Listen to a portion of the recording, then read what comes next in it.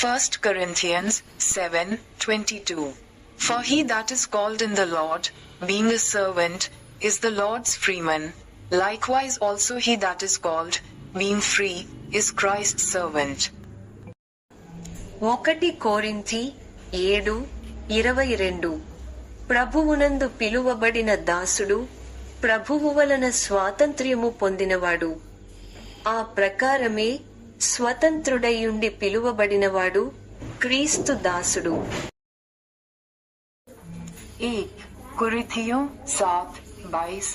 क्योंकि जो दास की दशा में प्रभु में बुलाया गया है, वह प्रभु का स्वतंत्र किया हुआ है, और वैसे ही जो स्वतंत्रता की दशा में बुलाया गया है, वह मसीह का दास है.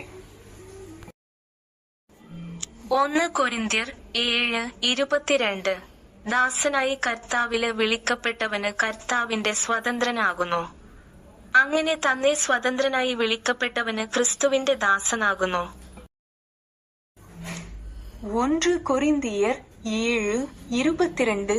கர்த்தருக்குள் அழைக்கப்பட்ட அடிமையானவன் கர்த்தருடைய சுயாதீனனாயிருக்கிறான். அப்படியே அழைக்கப்பட்ட சுயாதீனன் கிறிஸ்துவினுடைய அடிமையாயிருக்கிறான். 1 ಕೊರಿಂಥದವರಿಗೆ 7:22. ಯಾವನು ದಾಸನಾಗಿದ್ದು ಕರ್ತನಿಂದ ಕರೆಯಲ್ಪಟ್ಟಿರುವನೋ ಅವನು ಕರ್ತನಿಂದ ಸ್ವತಂತ್ರನು. ಅದೇ ಪ್ರಕಾರ ಯಾವನು ಸ್ವತಂತ್ರನಾಗಿದ್ದು ಕರೆಯಲ್ಪಟ್ಟಿರುವನೋ ಅವನು ಕ್ರಿಸ್ತನಿಗೆ ದಾಸನು.